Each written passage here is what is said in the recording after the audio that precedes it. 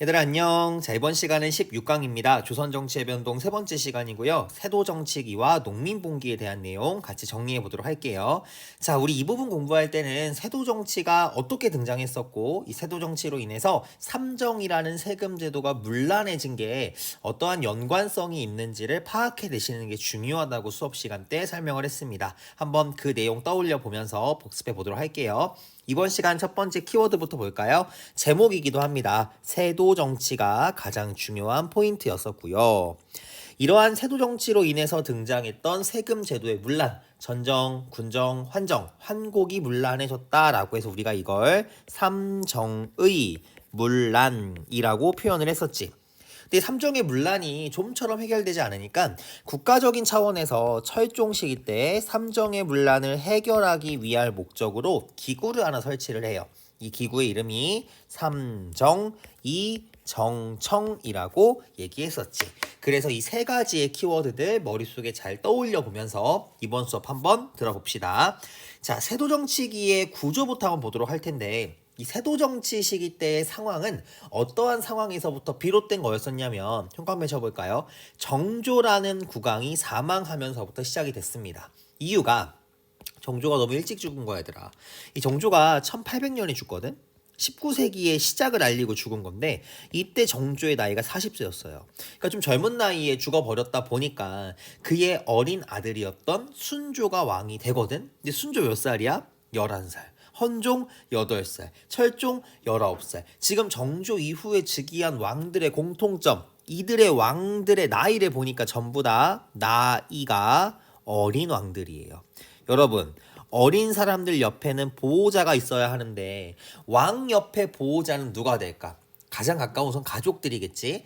근데 문제가 뭐냐면 조선시대에서는 친척들, 다시 말하면 종친 세력들은 정치 참여가 금지돼 있어요. 혹시 모를 반란이나 역모를 막기 위할 목적으로. 그래서 보통 나이가 어린 왕이 집권했을 때 이 나이 어린 왕을 대신하는 존재는 왕의 어머니라던가 아니면 왕의 엄마 쪽 식구들이 중심이 되어가지고 정치가 이루어집니다. 우리 이러한 엄마의 식구들 뭐라 부르냐면 외척 세력이라고 선생님이 부른다고 이야기했었지. 근데 이 외척 세력들의 권력이 너무나 세다 보니까 이 외척을 우리가 뭐라고도 표현했었냐면 세도 가문이라고 표현을 했어. 세도 가문. 대표적인 세도 가문 두 개의 집안이 있습니다. 하나는 안동 김씨 집안이고요. 또 하나는 풍양 조씨 집안이야. 안동 김씨와 풍양 조씨 집안이 대표적인 세도 가문이었었는데 이 세도 정치 시기 때 세도가들은 어디를 장악을 하냐면 이 시기가 지금 정조 사망 이후니까 조선 후기거든. 비변사라고 하는 기관을 장악을 해서 국가의 주요 사항들을 결정을 했었고 주요 군영, 이게 무슨 말이냐면 군대야 군대. 군사적인 지휘권도 장악을 해서 정치권도 획득하고 있었고 군사권도 획득을 하고 있었던 거야. 선생님, 근데 조선 후기 때 왜 비변사가 중요 기구예요? 조선 전기의 핵심 기구 의정부라고 했잖아요. 조선 후기로 오면서부터 의정부의 기능이 약화되고 비변사의 기능이 강화돼요. 이거는 또 우리가 다음 시간에 정리할 거니까 그때로 잠깐 넘겨두도록 하고, 정조가 사망한 이후에 나이 어린 왕이 즉위하니까 외척 세력들이 권력을 장악했는데 우린 이러한 외척 세력을 세도가라고 하고, 이러한 세도 가문의 대표적인 케이스는 안동 김씨와 풍양 조씨가 있더라. 그래서 이러한 안동 김씨와 풍양 조씨가 왕을 대신해서 정치하는 시기, 이 시기를 우리는 세도정치기라고 부른다라고 생각하시면 될 것 같습니다. 자, 그럼 세도정치기의 특징을 볼게. 우선 얘들아, 왕이 직접 정치하는 건 아니다 보니까 왕권이 셀까 약할까? 예상되는 결론, 왕권이 약화될 수밖에 없어요. 자, 그런데 이 왕권이 약화된 데 가장 결정적이었던 계기는 왕의 나이가 많았어, 적었다라는 게 문제였던 거지.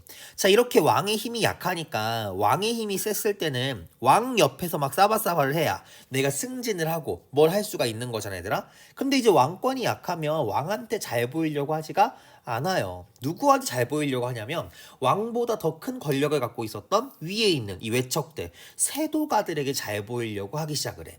그러다 보니까 국가의 기강이 무너지기 시작을 해. 왕을 우습게 보고 세도 가문들에게 막 뇌물을 바치는 거야. 그러면서 관직을 사고 파는 일도 만들어지게 되는데 이런 현상을 우리가 매관 매직이라고 했었지. 난 아직도 황태훈이의 말이 생각이 나.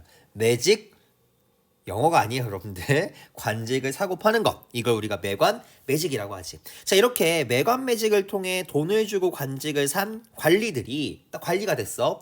그러면 돈 내고 됐으니까 열심히 해야 될 거 아니야. 근데 그런 마음이 아니라고. 어떤 마음을 가졌었냐면 내가 낸 돈만큼 뜯어먹어야겠다라고 하는 생각을 해. 쉽게 말하면 본전을 찾겠다고 노력하는 거지. 그래서 세금을 정해진 대로 걷지 않고 자신의 이익을 취하기 위해 부정한 방법으로 세금을 걷기 시작하는데, 이렇게 탐악스러운 관리들을 우리가 뭐라고 부르냐면 탐관오리라고 부르는 거지. 그리고 이러한 탐관오리들로 인해서 세금 제도가 문란해지게 되었으니, 그러한 세금 제도 세 개가 전정과 군정과 환정 또는 곡이라고 하는 세금 제도가 문란해졌다. 그래서 경제적으로 이와 같은 현상을 세계의 정이 문란해졌다라고 해서 삼정의 문란이라고 선생님이 표현한다고 했었죠, 여러분들. 자, 그럼 먼저 이거부터 정리해보자. 삼정의 문란의 첫 번째, 전정. 전할 때의 전자는 밭전자였어, 얘들아. 밭전자. 밭에서 걷는 세금이 문란해진 건데, 내가 경작하지도 않은 땅에 세금을 내라고 하고 정해진 것보다 더 많은 양을 세금으로 내라고 하는 문제가 발생을 하죠.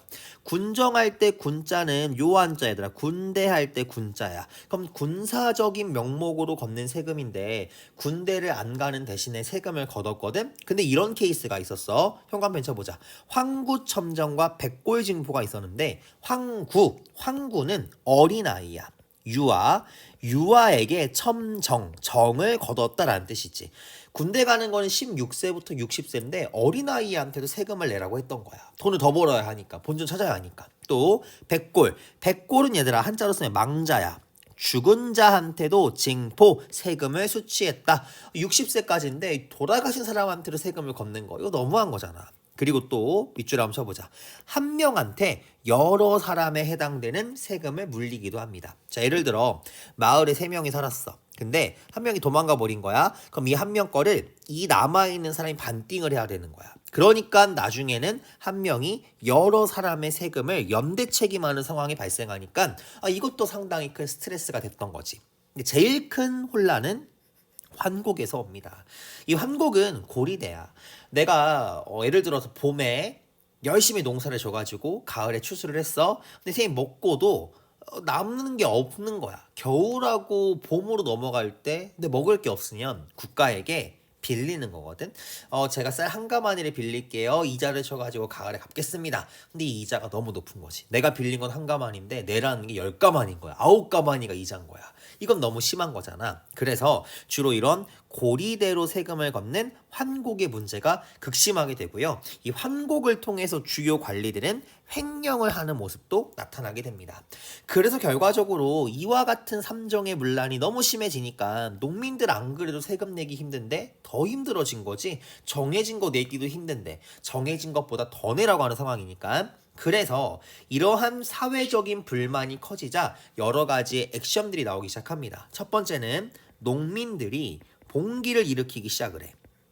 이 두 번째, 자신의 불만 사항을 벽에다 붙여 벽에 쓴 편지라고 해서 선생님이 벽서를 작성하기도 했었고, 제일 강한 단계는 세금 납부를 거부하게 돼.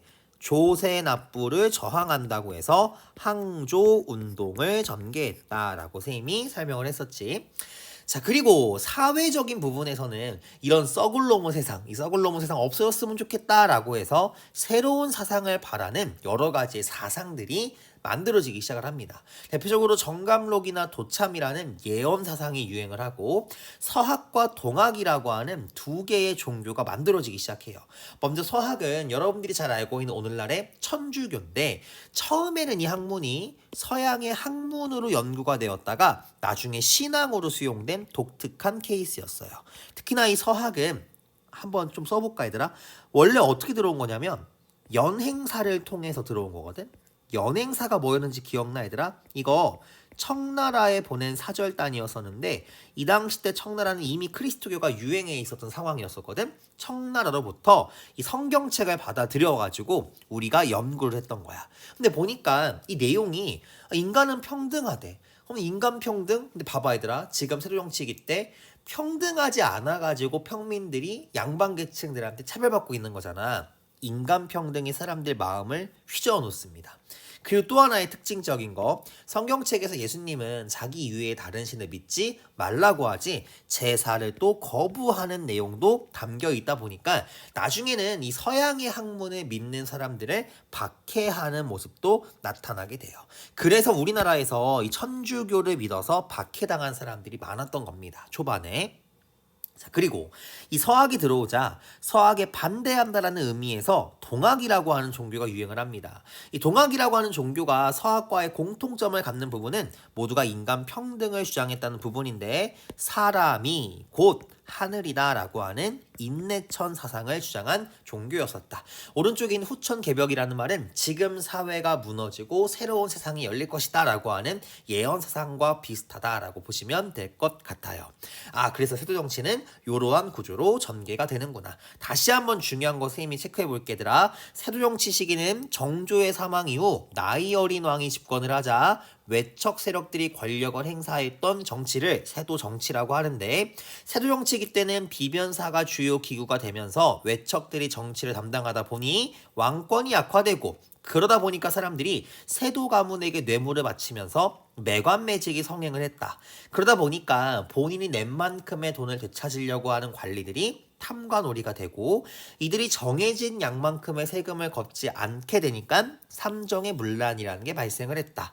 그러다 보니까 이러한 삼정의 문란으로 농민 봉기가 일어나는 등의 사회 불만이 커지는 모습이 등장했었고 사회에 대한 불만이 커지니까 새로운 사회를 바라면서 새로운 사상들이 등장하는데 대표적으로 예엄사상과 서학, 동학 등이 있었고 서학과 동학의 특징 이러한 세도정치기 때 핍박받는 민중들은 우리가 평등하지 않아서 이러한 차별을 걷는 거니까 평등한 사상이 왔으면 좋겠어요 라고 하는 종교들이 크게 유행하기 시작했다라고 정리하시면 될 것 같습니다. 자, 그럼 이제 오늘의 마지막 내용이죠. 농민봉기 한번 정리해 보도록 할게요. 자, 농민봉기는 크게 홍경래란과 임술 농민봉기 두 개가 있습니다. 먼저 두 개의 농민봉기의 공통적 원인은 세도정치 시기였다라는 점. 그리고 세도정치로 인해 만들어진 탐관 오리들로 인한 삼정의 문란으로 인해서 농민봉기가 터져 나오게 됐었는데 홍경래의 난이 발생한 원인이 조금 독특했어요. 이 난이 발생한 원인은 서북민, 여기가 평안도라고 하는 지역에 대한 지역차별로 발생했던 봉기였었는데 평안도는 크게 두 가지의 모습이 있다고 해주신 선생님이 먼저 성리학 보급이 늦었다라는 이유로 무시를 당하는 지역이었어요. 그러다 보니까 과거에 합격해도 좋은 간제에 갈 수도 없었고 또 상공업이 발달한 곳이었기 때문에 수탈이 매우 심한 곳이었다라는 차별을 겪고 있었지.